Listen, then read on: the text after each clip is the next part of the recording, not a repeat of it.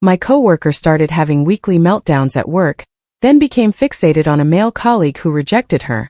She retaliated by falsely accusing him of harassment, secretly stalking other female employees, and even threatening to harm anyone who got in her way. In my role within lower management at a professional office, my department consists of approximately 25 individuals. I oversee a smaller group of about 10 team members. The workplace culture is quite relaxed, and it is common for colleagues to form friendships, often extending to social gatherings after hours. Around 6 months ago, a new woman whom I'll refer to as Jane joined the department. She isn't on my immediate team, but we share an office space, and her desk is directly next to mine.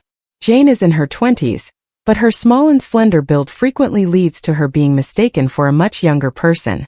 Within a month of her arrival, Jane started having emotional outbursts at work. The explanations she gave seemed genuine: loss of family members, legal concerns, and housing difficulties. The department responded with significant understanding, offering support when she appeared distressed. I did not realize it then, but a pattern emerged of her experiencing these crying spells every 1 to 2 weeks. They were never loud or theatrical. She would simply well up at her desk and message colleagues on Slack, asking if they were available to chat. Typically someone, often other women in the department, would take her aside and offer comfort until she regained composure. My fellow managers and I frequently suggested she take the rest of the day off, but she consistently declined, returning to her work completely normally, laughing and joking after being consoled. Roughly 3 months ago, Jane developed an intense infatuation with a man from an adjacent department. She confided in other women, expressing how attractive she found him and becoming preoccupied with any interaction. He may have spoken to her briefly twice, and she did not even know his name, yet she began discussing her excitement about dating him to escape her current circumstances. This raised some mild concerns, but we generally dismissed it as a young person experiencing a significant crush. Eventually, Jane persuaded a coworker to pass her phone number to the young man. Unfortunately, he chose not to contact her. Jane became unusually agitated and started complaining loudly. At one point, she reportedly messaged one of her team leaders at 9 p.m., asserting she deserved an explanation and had been ignored. Her colleagues attempted to calm her, reminding her that the young man might be married or simply not interested, but she refused to listen and continued her vocal public complaints. Jane declared her desire to look particularly appealing to make her admirer regret not reaching out. She began to emulate some of the younger women in the department, purchasing similar outfits and accessories and openly inquiring where they bought their clothes so she could acquire identical items. She fixated heavily on one Gothic woman in particular, to the extent that she would wear copies of her outfits from the previous day with uncanny regularity.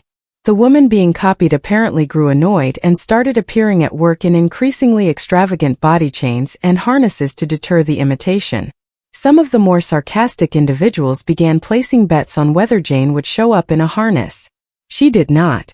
At this juncture, several people from work went out for drinks on a Friday. Again, the department is very casual, and Jane was invited. During the course of the evening, she supposedly became completely intoxicated on just 2 drinks, and disrupted the gathering by starting to cry loudly about a former casual partner. A coworker's sister took her to the restroom, where Jane ranted for at least 30 minutes about her frustration with her social difficulties. Apparently, Jane believes that most women dislike her because of her small and thin physique, and cannot control their jealousy. She claimed that most women resent her because their boyfriends are drawn to her. To exacerbate matters, whenever another unfamiliar woman entered the bar bathroom, Jane would confront them, weeping and complaining about the cruel treatment she received due to her petite build. She ended up being asked to leave the bar by 10 p.m., and people discussed the awkwardness of the entire evening for weeks. Shortly thereafter, Jane began to publicly accuse her work crush. She alleged that he was pursuing her on the office floor, and that he would regularly corner her and stare at her posterior while making inappropriate remarks. She followed women during their lunch breaks and messaged them constantly about it. At this point, having overheard enough, I encouraged Jane to speak with human resources. She declined, suddenly claiming the harassment was not a significant issue.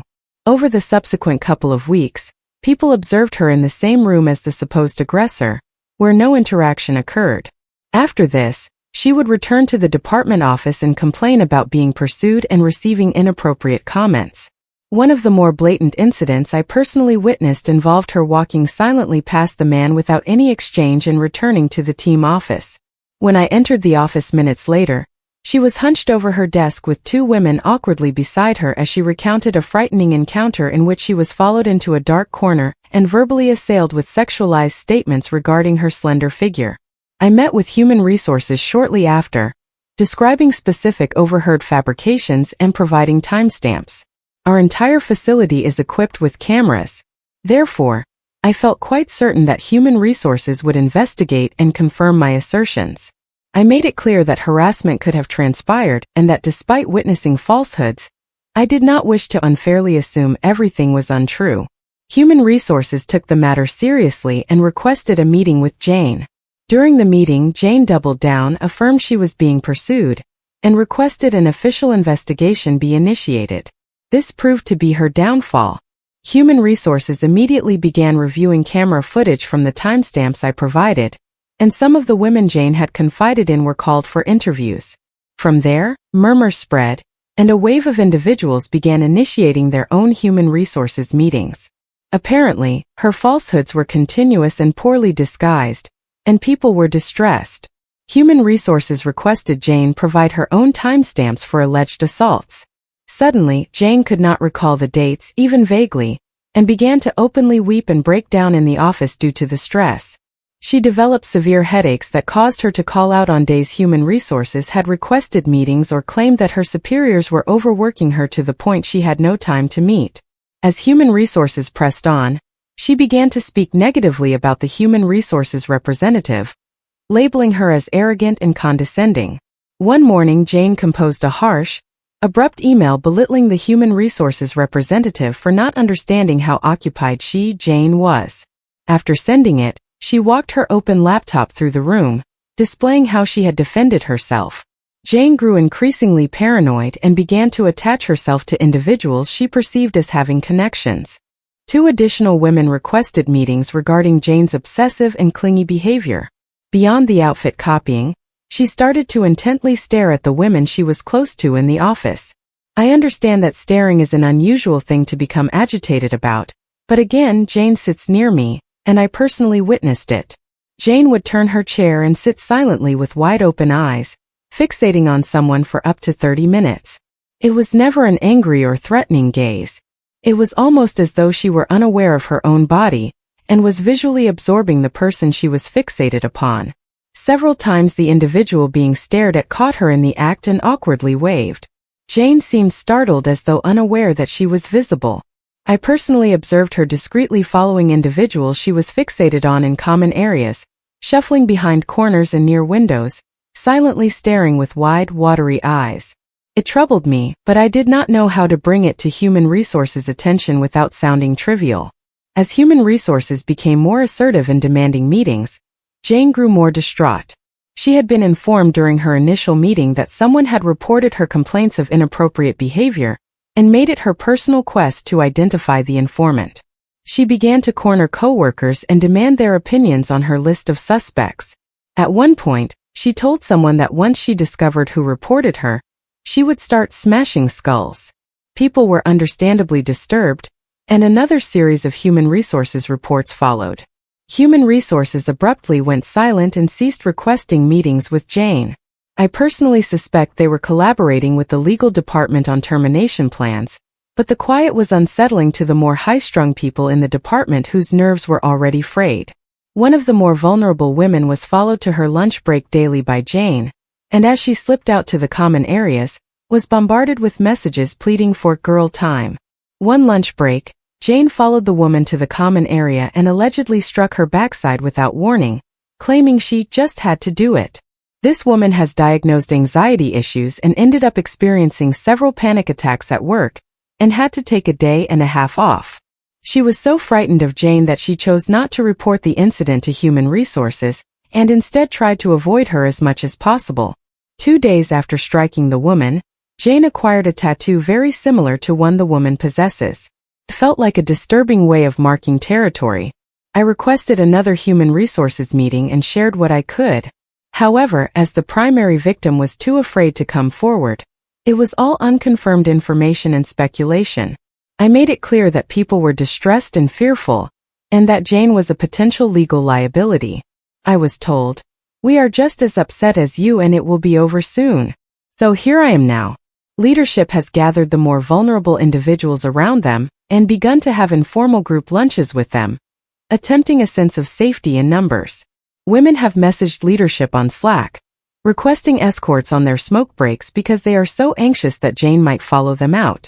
Men refuse to interact with Jane without witnesses because they fear being accused of sexual assault. It is a sad and absurd situation that one small woman could disrupt an entire department. I have a history of emotional and physical abuse, and this entire situation is distressing. The knowledge that Jane has threatened harm and sits directly beside me has brought about a significant amount of paranoia. I'm not myself, but I have been consuming alcohol after work just to calm down. I am not making the progress I should in therapy because my sessions are consumed with processing the situation with Jane. My wife has expressed concern and disappointment over my regression, and I am deeply ashamed. So this is our current state.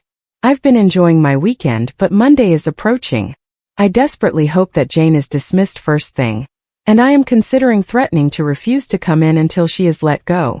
While I do not feel entirely comfortable trying to pressure the company, I feel I have run out of options, and I simply want it to cease. For both my well-being and that of the vulnerable people in the department, it is Sunday afternoon now, but I will hopefully provide an update soon. Update. Hello again, everyone. Many people requested updates. My apologies for the significant delay. Things escalated considerably, and I chose not to update until now as there were concerns of this becoming a legal matter. Also, I regret using a certain term in my original post. For continuity, I am keeping that as the header of my update, but I now believe that Jane suffers from one or more personality disorders from a specific cluster. I am not a medical professional, but I personally suspect untreated conditions such as borderline personality disorder, histrionic personality disorder, and/or narcissistic personality disorder. The CEO visited the workplace and personally terminated Jane in front of the entire department and had her apprehended immediately afterward. Then he gave me a promotion, my own designated parking spot, and a substantial bonus that I used to travel to Greece. The day after my wife and I returned, she discovered that she is expecting twins.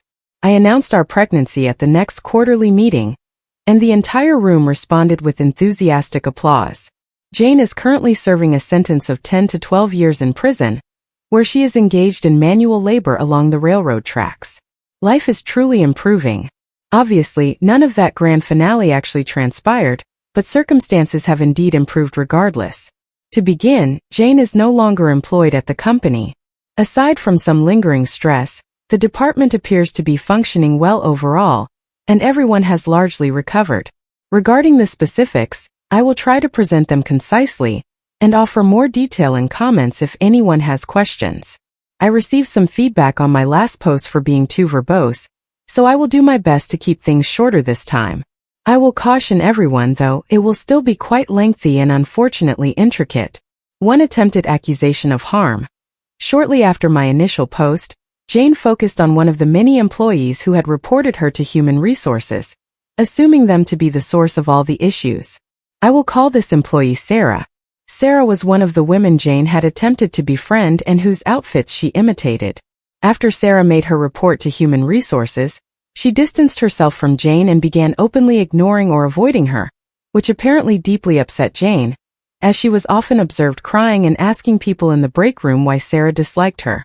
Shortly after Sarah withdrew, Jane and one of her relatives in the company began telling employees that Sarah's brother, who frequently picks her up from work, had attempted to harm Jane by trying to run her off a bridge while she drove home.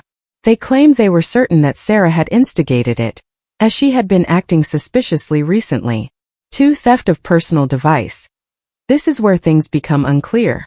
I am not exactly certain what happened myself, as most of the information came to me in fragments and overheard discussions, and my superiors did not inform me of anything personally. But allegedly Sarah was very upset by Jane's accusations, and sent some very unkind messages about Jane to one of her friends. I mentioned earlier that Jane has a relative who works in the company, and have referred to this relative in other comments. Well, Jane and this relative are very close and appear to have an unhealthy relationship where they both resent and blindly defend each other. They live together and have worked together previously. So, I suspect there is some deeply rooted codependency between them. Regardless, the blind defense comes into play here. Basically, Jane's relative decided to take Sarah's phone while Sarah was away from her desk and capture screenshots of the messages Sarah had sent to one of her friends complaining about Jane. I do not know the precise content of the messages, but from what I understand it was quite offensive. Jane's relative then sent the screenshots to Human Resources as proof of bullying. In our state, taking and accessing someone's personal device is a crime. Regardless, Human Resources became involved and had some sort of conversation with Sarah about the inappropriate nature of her texts, and everything deteriorated from there. I am still upset that Human Resources chose to do that, considering the texts were brought to their attention through an obvious criminal act. As far as I am aware, Sarah was not formally disciplined or officially reprimanded, but the damage was done. 3. Jane escalates and destabilizes. People began to openly shun Jane and her relative, which only further upset Jane, who attributed it all to Sarah's influence. Suddenly, rumors that Sarah had physically assaulted Jane in the office emerged via Jane's relative, though no official reports were ever made. Jane's relative told people that Jane was too frightened to speak up. Jane began to openly cry and experience panic attacks on the work floor, claiming she feared for her life. She only behaved this way if leadership was not present and conveniently only had her meltdowns around other regular employees. Unfortunately for her, people continued to avoid her, and employees from other departments began to approach my department's leadership with complaints about Jane's erratic conduct. 5. Physical/inappropriate contact reports. In my first post, I mentioned that Jane had struck the backside of a woman she was fixated on. Well, amidst all this, the woman decided to formally report to Human Resources that she had been inappropriately touched by Jane. And surprisingly, within a week of that, another 2 employees made their own reports of unwelcome physical contact from Jane. Apparently, Jane had a habit of poking or tickling other people and approaching them at their desks to rest her head on their shoulders. The woman who had been struck spoke to me after her Human Resources meeting and told me that she regretted not reporting sooner, but that she feared for her safety, as Jane had made retaliatory physical threats in the past with no apparent repercussions. The woman was also afraid that Jane would twist the situation around and make it seem that she had initiated inappropriate contact in the workplace. Considering Jane's history, this was a very valid concern. 5. Jane and her relative resign. I do not know precisely what triggered Jane, but in the middle of a random Monday, she experienced some sort of crisis. I did not witness it, but I was told that she burst into sobs on the work floor and uttered phrases like, "I can't do this anymore and I'm completely finished." One of the more sarcastic employees who witnessed the breakdown claimed that Jane cried so hard she was choking and gasping and had mucus on her face. One of Jane's favorite activities at work was to create small sketches and tape them around her workspace. Directly after her meltdown, she returned to the office and dramatically tore down all of her little pictures and sketches, ripping some apart in the process, and demanded a meeting with the manager. The 2 of them left the room, and around 10 minutes later, the manager returned alone. 6. Exposure of sabotage. Jane did not return to her desk. Apparently, she had resigned. I found out later that Jane's relative had also resigned that day, neither of them providing any notice. As a parting shot, one of the 2, I am unsure which, posted the screenshots of Sarah's text messages on Facebook. Jane also allegedly made a post in which she accused the company of enabling bullies, and boasted in the comments that she had deliberately misplaced or destroyed important materials to sabotage a random employee whom she named. The employee Jane sabotaged had been spoken to several times in the past few months for misplacing materials, and had been scrutinized by management for his presumed carelessness.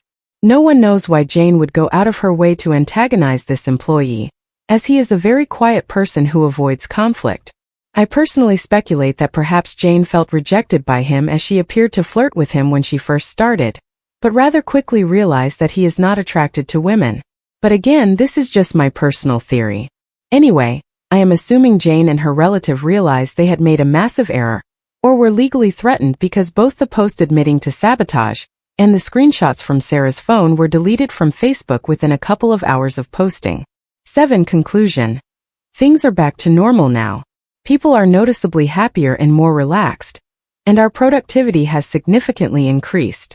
People, myself included, are still upset that Jane was not dismissed when she first made physical threats in the workplace, but morale has been great regardless. I have no idea if the company is planning on suing Jane for intentionally destroying or misplacing materials, but my gut feeling is that they simply want the entire situation to be resolved and will let her leave without consequences.